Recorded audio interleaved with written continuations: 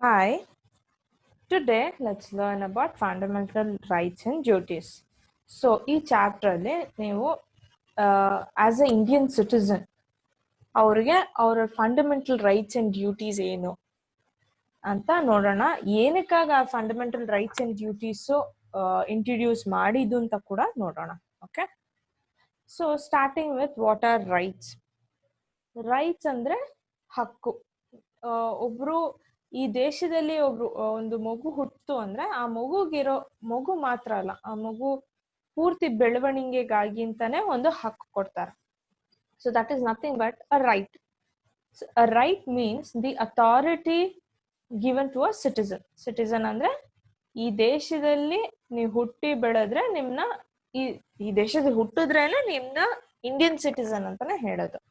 So ಅವರು So it may be a natural right, also like to right to live, right for protection to life.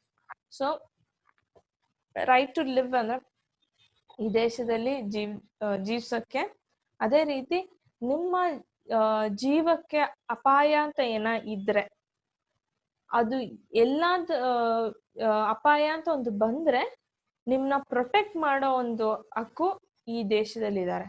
So ಈ ದೇಶದಲ್ಲಿರೋ ಲಾ, everything has to protect you. So that is your basic right. It may be a legally acceptable right also, like right to equality, right to education. So ಇನ್ನೊಂದು legal acceptance ಅಂದ್ರೆ ಲಾ ಪ್ರಕಾರ. So ಇದಕ್ಕೆ ಅಂತಾನೆ ಒಂದು ಲಾ ಇದೆ. So like education, ಅದೇ ರೀತಿ ಎಲ್ರು ತರಾನೇ ಸಮಾನತೆಯಲ್ಲಿ ನೋಡ್ಬೇಕು ಎಲ್ರುನು. ನೀವ್ ಯಾವ್ದೇ ಜಾತಿದವ್ರಾಗಿರ್ಲಿ ಇಲ್ಲ ಧರ್ಮದವ್ರ, ಅದು ಲಾ ಅಲ್ಲಿ ಯಾವ್ದೇ ಸ್ಥಾನ ಇಲ್ಲ. ನಿಮ್ನ ಭೇದ ಭಾವ ಮಾಡಿ ನೋಡೋ ಯಾವ ಸ್ಥಾನನೂ ಲಾ ಅಲ್ಲಿ ಇಲ್ಲ. ಸೊ ನೀವೆಲ್ರೂ ಸಮ ಅನ್ನೋ ಒಂದು, ನೀವು ಓದಕ್ ಹೋಗುವಾಗ ನೀವು ಈ ಜಾತಿಯವರು ಅಂತ ನಿಮ್ನ ಬೇರೆಯಾಗಿ ಕೂರ್ಸಂಗಿಲ್ಲ. ನೀವು ಈ ವರ್ಗಕ್ಕೆ ಸೇರಿದವರು ಅಂತ ನಿಮ್ನ ಭೇದ ಭಾವ ಮಾಡಿ ಮಾತಾಡಂಗಿಲ್ಲ. ಅದೆಲ್ಲ ಕಂಪ್ಲೀಟ್ಲಿ ತಪ್ಪು.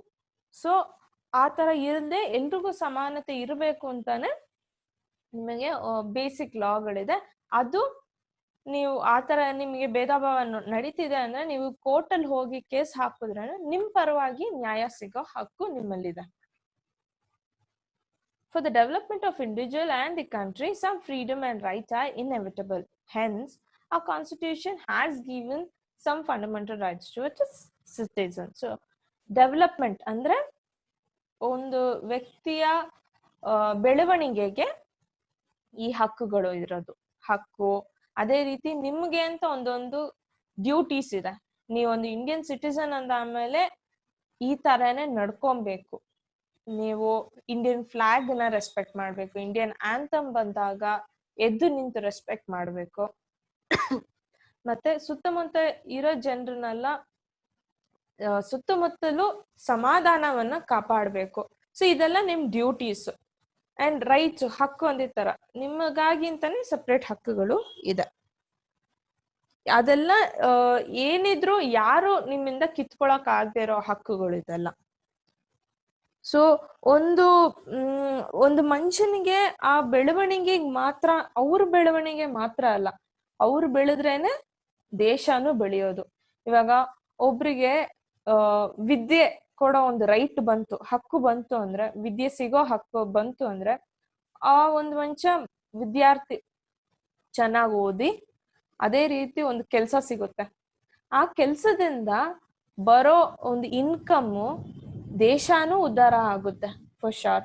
ಸೊ ಇದೇ ರೀತಿನೇ ಅದು ಬರೀ ಒಂದು ಮನುಷ್ಯನಿಗೆ ಬೇಕಾಗಿರೋ ಬೆಳವಣಿಗೆ ಮಾತ್ರ ಅಲ್ಲ, ದೇಶನೂ ಬೆಳೆಯೋ ಒಂದು ಉದ್ದೇಶದಿಂದಾನೇ ಈ ಕಾನ್ಸ್ಟಿಟ್ಯೂಷನಲ್ ರೈಟ್ಸ್ ಅಂತೆಲ್ಲ ಬಂದಿದ್ದು. ಓಕೆನಾ? What next? Meaning of fundamental rights. Fundamental rights ಅಂದ್ರೆ ಏನು? Fundamental rights are the basic rights given to an individual by the constitution for his development. They are the constitutional rights. So ನಾನು ಮುಂಚೆ ಹೇಳಿತರಾನೆ ಇದೆಲ್ಲ ಒಬ್ರು basic ಆಗಿ ಹಕ್ಕು. ಅವರು ಈ ದೇಶದಲ್ಲಿ ಹುಟ್ಟಿದ್ದಾರೆ ಅಂದಾದ್ಮೇಲೆ ಅವ್ರಿಗೆ ಈ ಹಕ್ಕೆಲ್ಲ ಸಿಕ್ಕೇ ಸಿಗುತ್ತೆ. ಇದನ್ನ ಯಾರು ಅವ್ರಿಗೆ ಸಿಗೋದ್ರಿಂದ ತಡಿಯಕ್ ಆಗಲ್ಲ. ಓಕೆನಾ? ಸೊ ಇದನ್ನ they are called the constitutional rights. The fundamental rights are important for social life. No one can violate these rights. The fundamental rights are protected by the judiciary. Social life ಅಂದ್ರೆ ಇವಾಗ ಒಂದು basic example ಹೆಂಗ್ ಕೊಡೋದು ಅಂದ್ರೆ, ಹೊರಗೆ ಹೋಗ್ತೀವಿ ಅಂದ್ರೆ ಇವಾಗ ಓದಕ್ ಹೋಗ್ತಾರೆ, ಅಲ್ಲಿ ಹೋದ್ಬಿಟ್ಟು ಭೇದ ಭಾವ ಮಾಡಿದ್ರೆ ಹೇಗಿರುತ್ತೆ? ಕಂಪ್ಲೀಟ್ಲಿ ತಪ್ಪು. ಅದೇ ರೀತಿ ಸೊ ಈ ಫಂಡಮೆಂಟಲ್ ರೈಟ್ಸ್ ಏನಕ್ಕೆ ಬಂದಿರೋದು? ನೀವು ಎಲ್ರಿಗೂ ಸಮಾನತೆ ಬರ್ಬೇಕು, ಯಾರು ವಂಚಿತರಾಗಿರ್ಬಾರ್ದು ಯಾವ್ದೇ ಒಂದು ಬೇಸಿಕ್ ರೈಟ್ ಇಂದ. ಲೈಕ್ ಎಜುಕೇಶನ್ ಆಗ್ಲಿ, ಇಲ್ಲ ಮುಂಚೆಲ್ಲ ನಿಮಗ್ ಹೇಳಿದ ತರಾನೇ ಬಿಫೋರ್ ಇಂಡಿಪೆಂಡೆನ್ಸ್ ಎಷ್ಟು ಭೇದ ಭಾವ ನಡೀತಾ ಇತ್ತು. ಒಂದು ದೇವಸ್ಥಾನಕ್ ಹೋಗಂಗಿಲ್ಲ, ಈ ಜಾತಿಯವರು ದೇವಸ್ಥಾನ ಒಳಗೆ ಬರಂಗಿಲ್ಲ, ನೀವು ಕೀಳ್ ಜಾತಿಯವರು ಅಂತ ದೂರ ಇಡೋರು. ಅದೇ ರೀತಿ ಎಲ್ರು ಉಪಯೋಗಿಸ್ತಿದ್ದೊಂದು ಬಾವಿಯಿಂದ ನೀರ್ ಕುಡಿಯಂಗಿಲ್ಲ, ಅವ್ರನ್ನ ದೂರ ಇಡೋರು. ಸೊ ಹೀಗೆ ಹಲವಾರು ತುಂಬಾನೇ ಕಷ್ಟಗಳು ಕೊಡ್ತಾ ಇದ್ರು. ನೀವ್ ಈ ಜಾತಿಗೆ ಸೇರಿದವರು, ನೀವು ಕೀಳ್ ಜಾತಿಯವರು, ನಿಮ್ಗೆ ಇದು ಕೊಡಂಗಿಲ್ಲ, ಹಾಗೆ ಹೀಗೆ ಅಂತ ತುಂಬಾನೇ ಕಷ್ಟ ಕೊಡೋರು. ಸೊ ಇದೆಲ್ಲ ತಡಿಲೇಬೇಕು ಅಂತಾನೆ ಕಾನ್ಸ್ಟಿಟ್ಯೂಷನ್ ಅಲ್ಲಿ ಇದಕ್ಕೆ ಅಂತಾನೆ ಮೋಸ್ಟ್ ಆಫ್ ದ ರೈಟ್ಸ್ ಬಂದಿದ್ದು. ಎಲ್ರಿಗೂ ಸಮಾನತೆ ಬರ್ಬೇಕು, ಯಾರು ಅದು ಈ ಜಾತಿಯವರು ಅಂತ ಮಾತ್ರ ಅಲ್ಲ,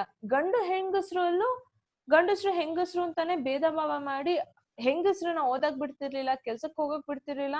ಸೊ ಇವಾಗ ಹಾಗೇನು ಅಲ್ಲ, ಎಲ್ರು ಸಮಾನವಾಗಿನೇ ಈ ದೇಶದಲ್ಲಿ ಮುಂದೆ ನಡಿಯಕ್ ಆಗೋದು ಅಂತ ಗೊತ್ತಾದ ಆಮೇಲೆ ಕಾನ್ಸ್ಟಿಟ್ಯೂಷನ್ ಅಂತ ಬಂದಿದ್ದೆ ಅದಕ್ಕೇನೆ.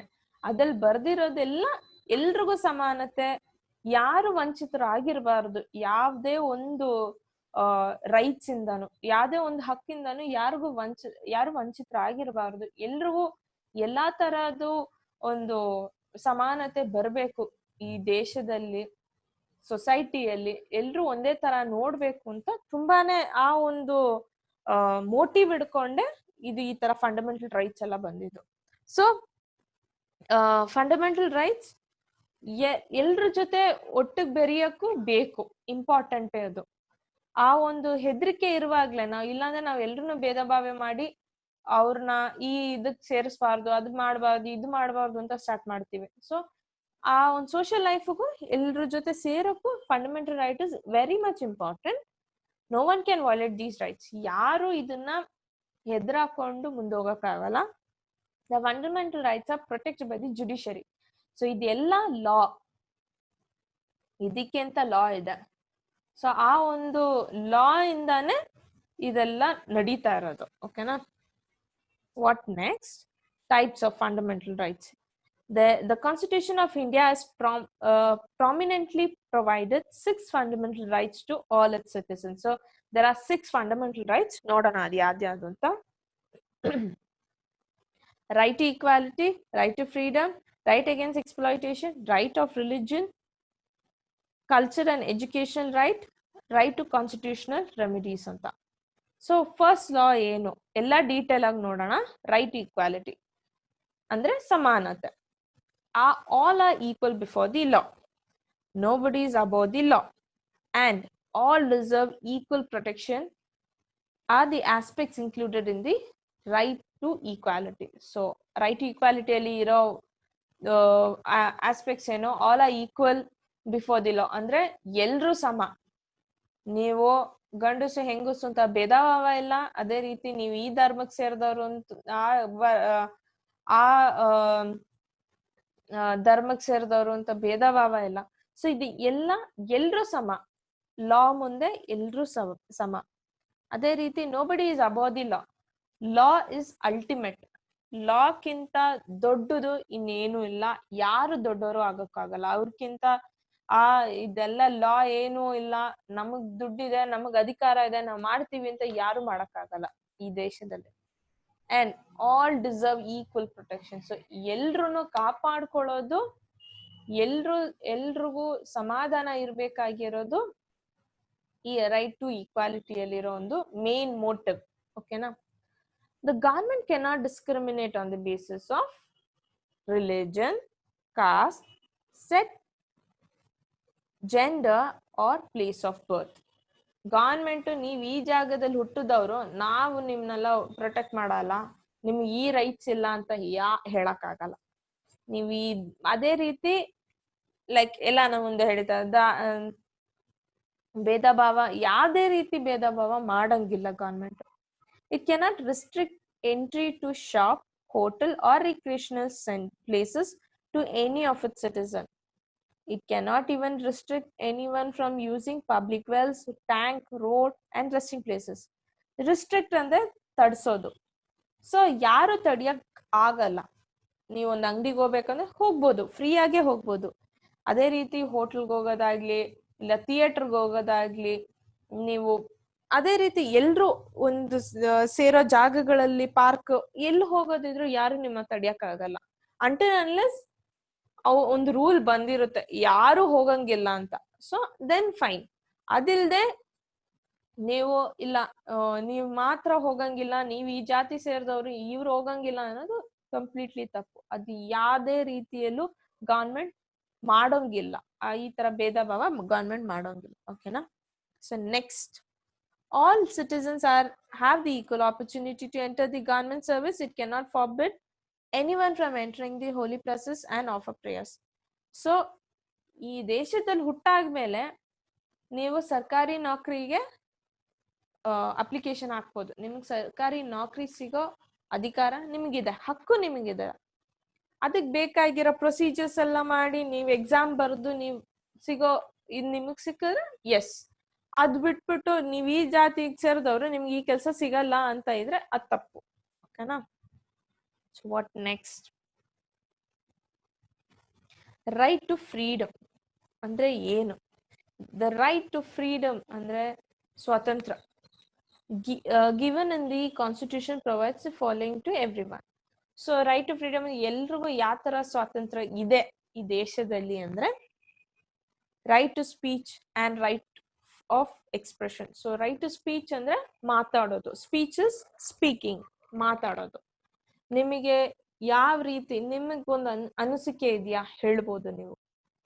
ಅದೇ ರೀತಿ ಫ್ರೀಡಮ್ ಆಫ್ ಎಕ್ಸ್ಪ್ರೆಷನ್ ಅಂದ್ರೆ ನಿಮಗೆ ಇಷ್ಟ ಇಲ್ಲ ಅಂದಾದ್ಮೇಲೆ ಅದ್ ನೀವ್ ತೋರಿಸ್ಕೊಳ್ಳೋದು. ಎಕ್ಸ್ಪ್ರೆಷನ್ ಅಂದ್ರೆ ತೋರಿಸೋದು.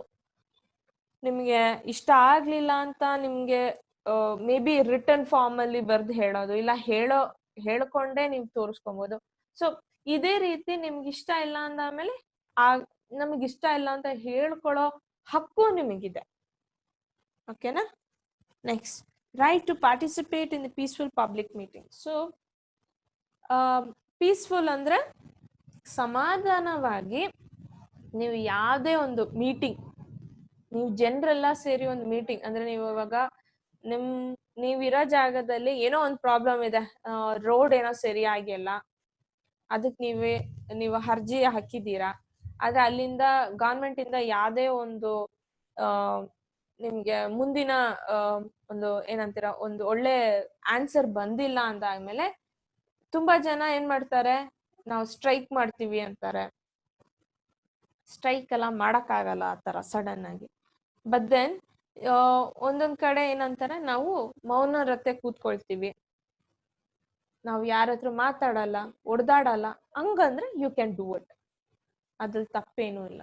ಯಾರನ್ನು ಒಡ್ದಾಡಿ ನೀವೊಂದು ಏನಂತೀರ ಇವಾಗ ಬೇರೆಯವ್ರಿಗೆ ಅಕ್ಕಪಕ್ಕ ಜನರಿಗೆ ಕಷ್ಟ ಆಗೋ ತರ ಮಾಡಿದ್ರೆ ಎಸ್, ಪೊಲೀಸ್ ಅವ್ರು ಬಂದು ಕೋರ್ಟ್ ಅಲ್ಲಿ ನಿಮ್ನ ಕೇಸ್ ಹಾಕ್ಬೋದು ನಿಮ್ ಮೇಲೆ, ನೀವು ಬೇಡ್ದಿರ ನಾಯ್ಸ್ ಮಾಡ್ತಿದ್ದೀರಾ ಅದು ಇದು ಅಂತ.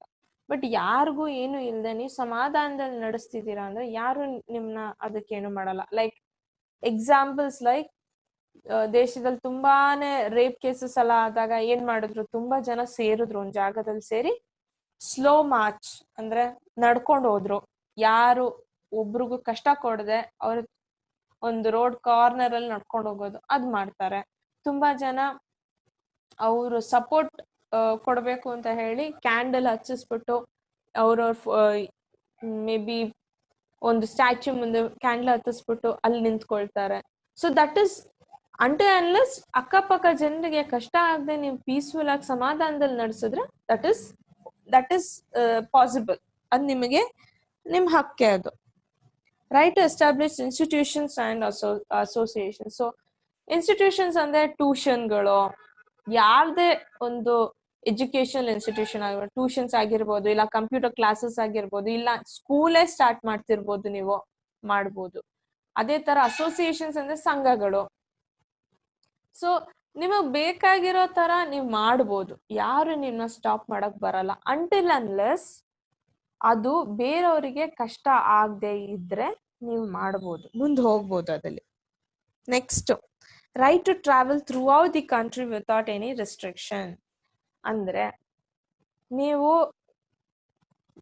ಕಾಶ್ಮೀರಿಂದ ಕನ್ಯಾಕುಮಾರಿವರೆಗೂ ಹೋಗ್ಬೋದು, ಸುತ್ತಾಡ್ಬೋದು, ಯಾರು ನಿಮ್ನ ನಿಲ್ಸೋ ಹಕ್ಕಿಲ್ಲ.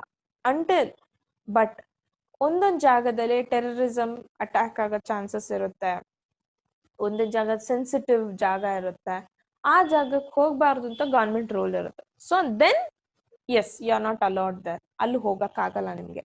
ಇಲ್ಲ ಅಂದ್ರೆ ನೀವು ಎಲ್ಲಿ ಬೇಕಾದ್ರೂ ಹೋಗ್ಬೋದು. Right to live in any part of India. So ನೀವು ಯಾವ್ದೇ ಜಾಗದಲ್ಲಿ, ಈ ಭಾರತದಲ್ಲಿ ಎಲ್ಲಿ ಬೇಕಾದ್ರೂ ನೀವು ಹೋಗಿ ಜೀವನ ಮಾಡ್ಬೋದು, ಅದನ್ನ ಕೇಳೋ ಅಧಿಕಾರ ಯಾರಿಗೂ ಇಲ್ಲ. Right to take up any employment, business or occupation. So ನಿಮಗೆ ಸ್ವಂತವಾಗಿ ನಿಮ್ ಬಿಸ್ನೆಸ್ ಸ್ಟಾರ್ಟ್ ಮಾಡ್ಬೇಕು, ಇಲ್ಲ ನೀವೊಂದು ಟೀಚರ್ ಆಗ್ಬೇಕು, ಇಲ್ಲ ನೀವೊಂದು ಪೊಲೀಸೋ ಡಾಕ್ಟ್ರೋ ಏನೋ ಆಗ್ಬೇಕು, ನಿಮ್ಗೆ ಏನ್ ಬೇಕಾದ್ರೂ ಆಗೋ ಹಕ್ಕು ನಿಮಗಿದೆ. ನೀವು ಅದನ್ನ ಯಾರು ತಡಿಯಕ್ ಬರಲ್ಲ.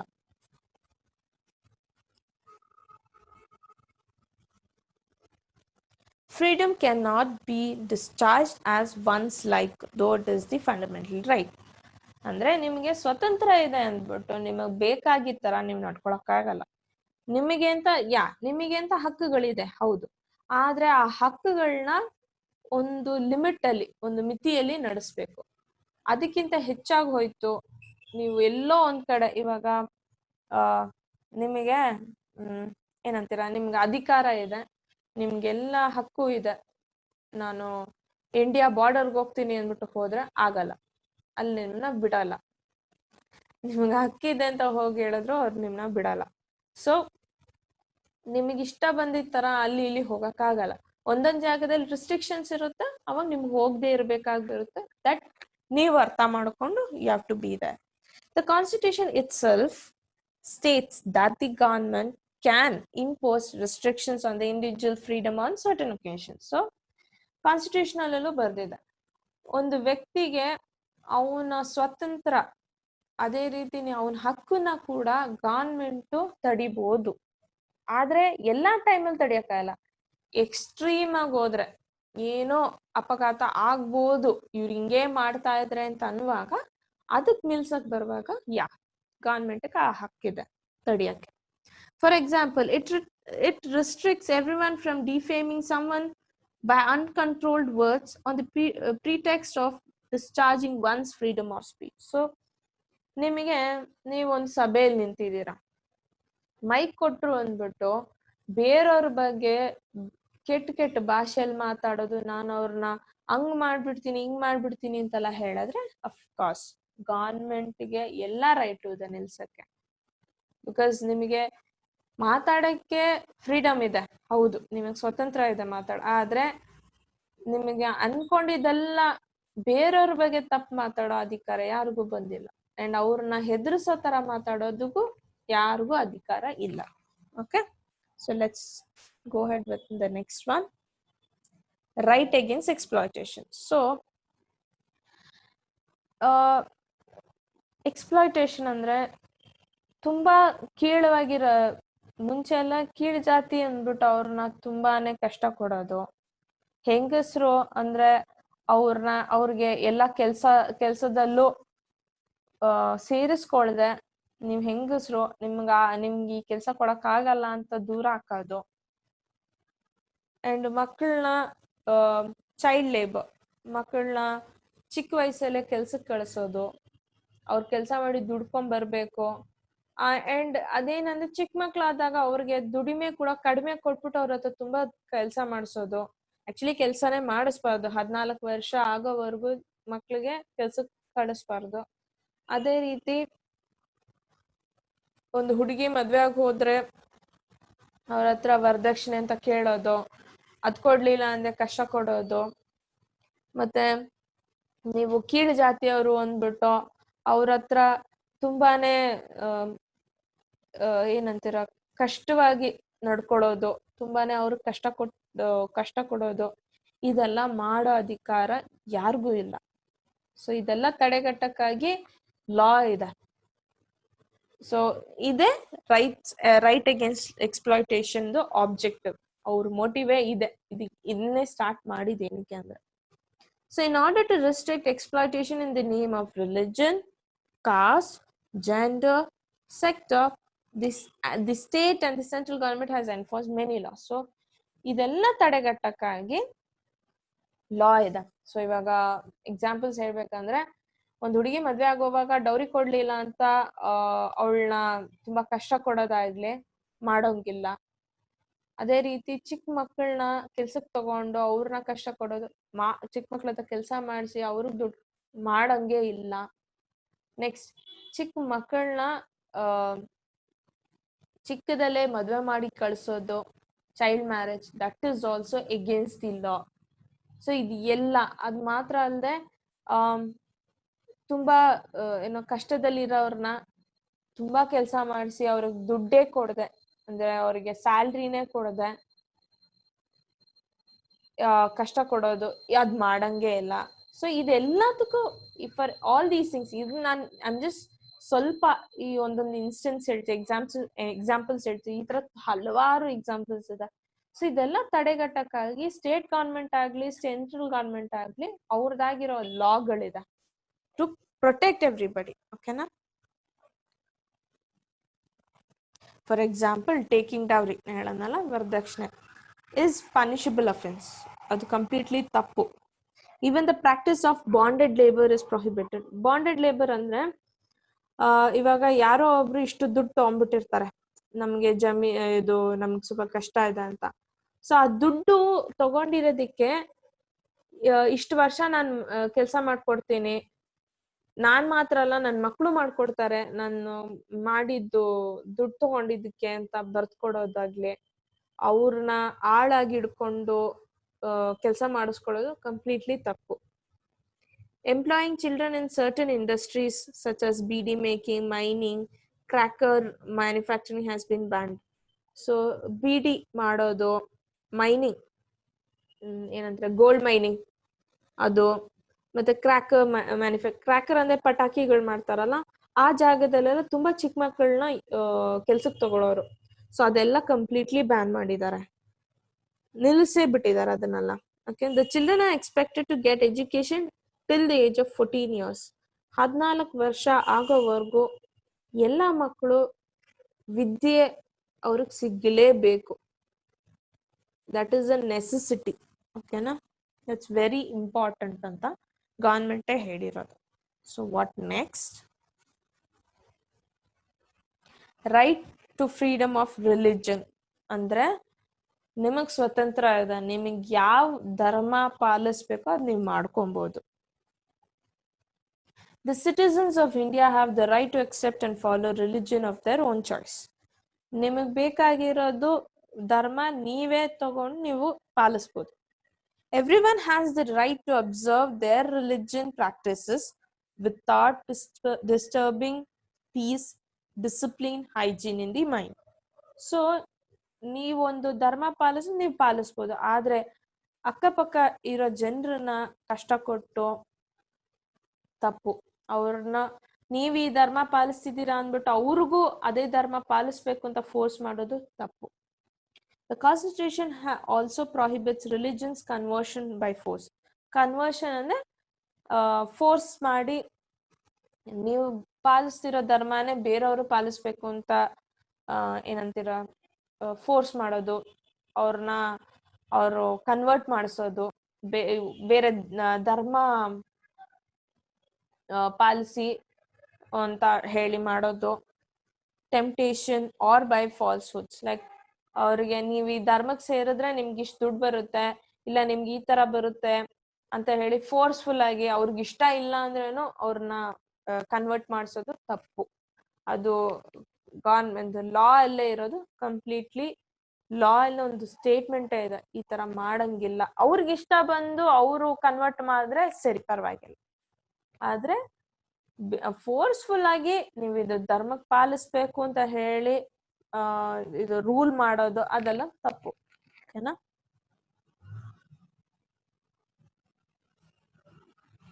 ಕಲ್ಚರಲ್ ಅಂಡ್ ಎಜುಕೇಶನಲ್ ರೈಟ್ಸ್ ಅಂದ್ರೆ ಏನು? This fundamental right protects the cultural and education interests of the minorities. People have the right to protect their own language, script or culture. So ಇದು ಹೇಗೆ ಅಂದ್ರೆ, ಇದ್ರ ಪ್ರಕಾರ ನೀವೊಂದು ಇವಾಗ ಕರ್ನಾಟಕದಲ್ಲಿದ್ದೀವಿ, ಇಲ್ಲಿ ನಮ್ಗೆ ಎಷ್ಟೊಂದು ವಿಧ ವಿಧ ಆಗಿರೋ ಕಲೆ ಇದೆ, ಅದೇ ತರ ಇತಿಹಾಸಗಳಿದೆ ಅಂಡ್ ಸಾಹಿತ್ಯಗಳಿದೆ. ಇದನ್ನೆಲ್ಲ ನಾವು ಏನಂತಾರೆ ಪ್ರೊಟೆಕ್ಟ್ ಮಾಡ್ಕೊಬಹುದು, ಸಂರಕ್ಷಿಸಿ ಎಲ್ರಿಗೂ ಹೇಳಿ ಅವ್ರನ್ನು ಅಲ್ಲಿರೋ ಜನರಿಗೂ ಆ ಜಾಗದ ಬಗ್ಗೆ ತಿಳುವಳಿಕೆ ಕೊಡೋ ಹಕ್ಕು ಎಲ್ರಿಗೂ ಇದೆ, ಅದ್ರಲ್ಲಿ ತಪ್ಪೇನೂ ಇಲ್ಲ. ಓಕೆನಾ? The minorities have the rights to establish institutions and manage them. The education institutions of minorities should adhere to the rules stipulated by the government. So minorities ಅಂದ್ರೆ ಏನು? ಇವಾಗ ಫಾರ್ ಎಕ್ಸಾಂಪಲ್ ಹೇಗೆ ಹೇಳೋದು, ಇವಾಗ ಇಮ್ಯಾಜಿನ್ ನೀವು ನಿಮ್ಗೆ ಲ್ಯಾಂಗ್ವೇಜಸ್ ಬರುತ್ತೆ, Kannada, Sanskrit, English ಅಂತ ಸ್ಕೂಲಲ್ಲಿದೆ ಅನ್ಕೊಳ್ಳಿ. ಅದಲ್ಲಿ ಕನ್ನಡ ತಗೊಂಡವರು ಜಾಸ್ತಿ ಜನ, ಸಂಸ್ಕೃತ್ ತಗೊಂಡವರು ಅದಕ್ಕಿಂತ ಸ್ವಲ್ಪ ಕಮ್ಮಿ, ಕನ್ನಡಕ್ಕಿಂತ ಕಮ್ಮಿ ಅನ್ಕೊಳ್ಳಿ. ಬಟ್ ಇಂಗ್ಲಿಷ್ ತಗೊಂಡವ್ರು ತುಂಬಾ ಕಮ್ಮಿ ಜನ ಅನ್ಕೊಳ್ಳಿ, ಓದಕ್ ತಗೊಂಡವ್ರು. ಆ ತರ ಬರುವಾಗ ಆ ಕಮ್ಮಿ ಜನನ ನಾವು ಮೈನಾರಿಟೀಸ್ ಅಂತೀವಿ. ಓಕೆನಾ? ಸೊ ಅದು ನೀವು ಯಾವ್ದೇ ರೀತಿ ಆಗಿರ್ಬೋದು, ಮೇ ಬಿ ಲೈಕ್ ಒಂದು ಭಾಷೆ ಮಾತಾಡೋರು ಕಮ್ಮಿ ಜನ ಇರ್ಬೋದು.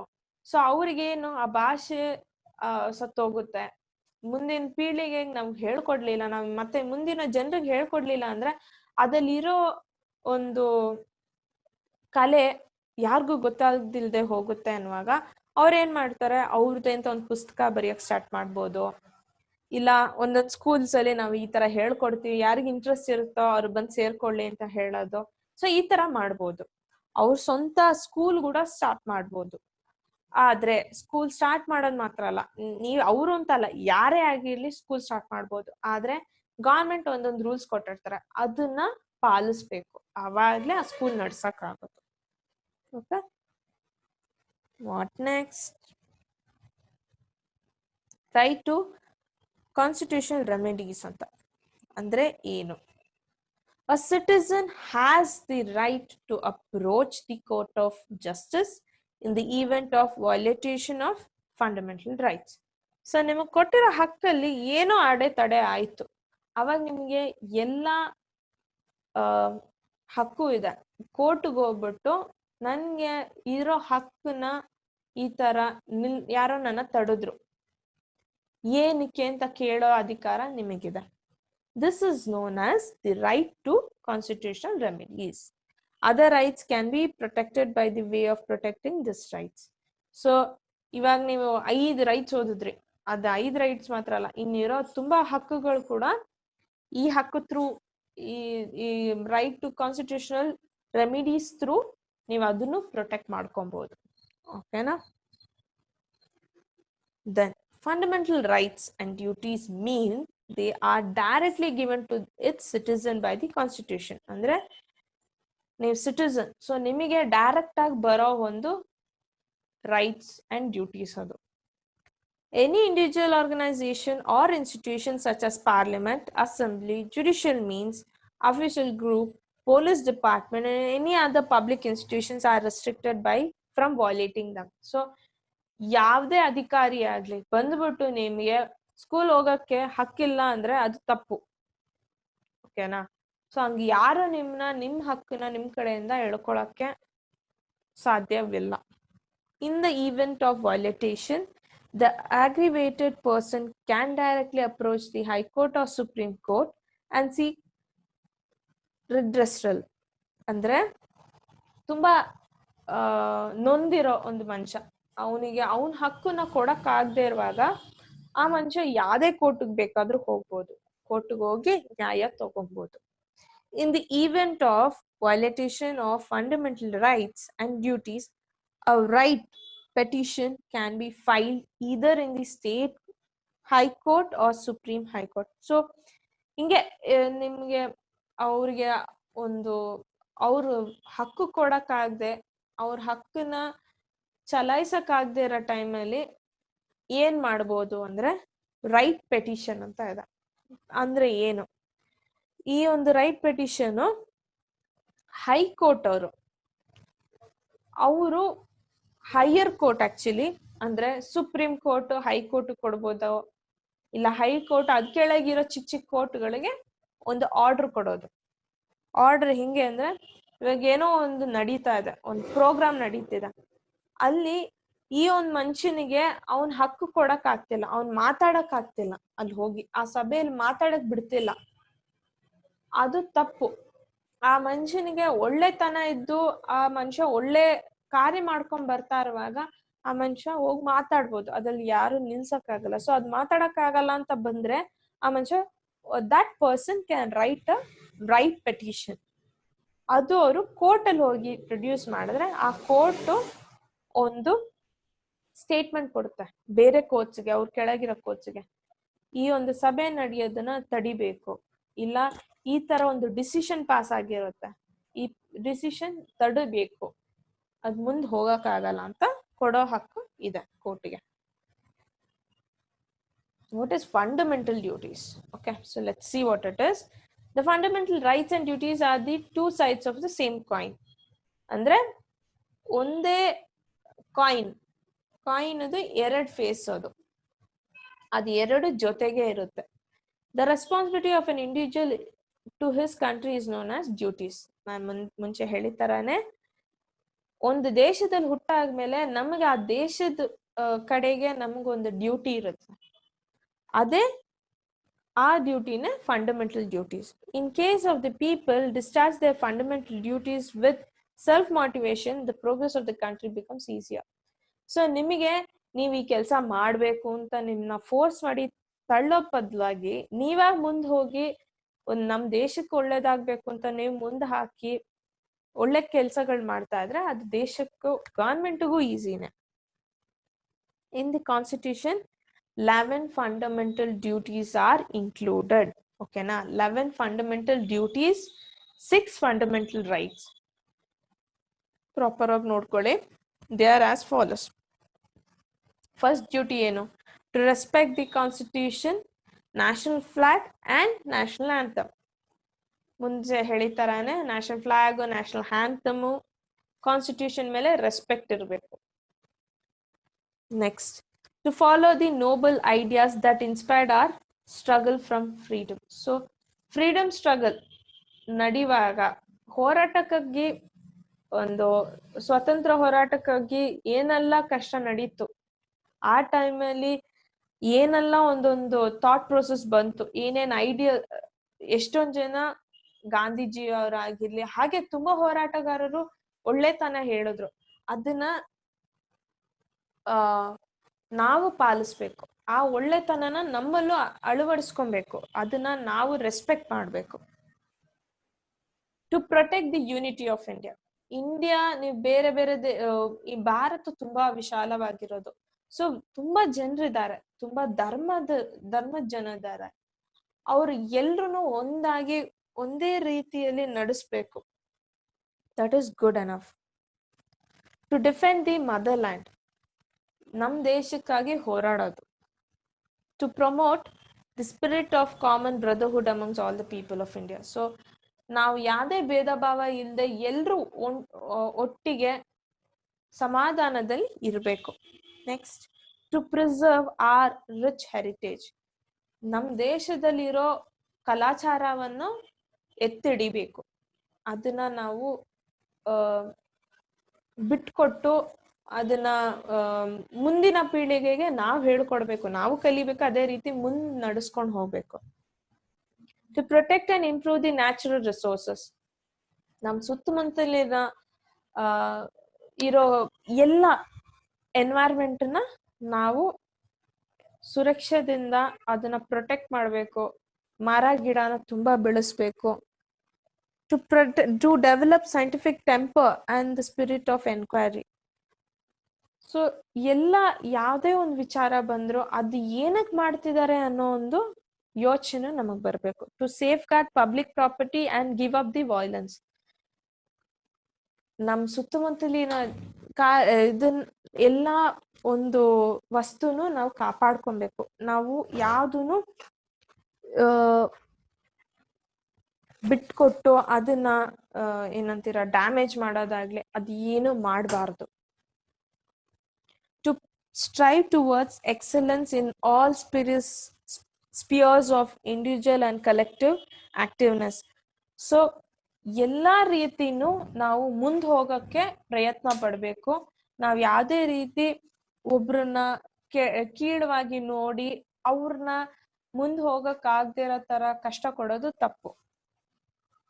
The parents or the guardians should provide an opportunity for education to their children from the age of 6 to 14 years.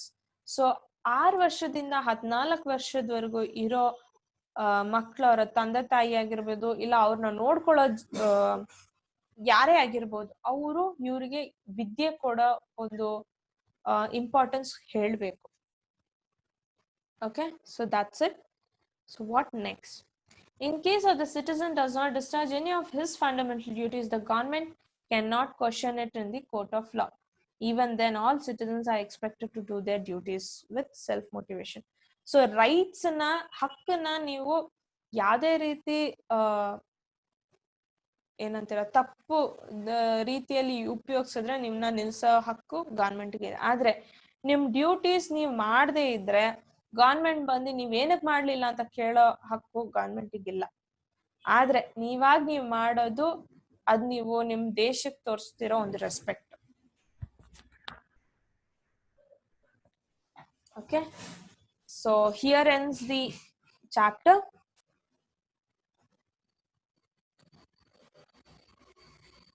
Thank you so much.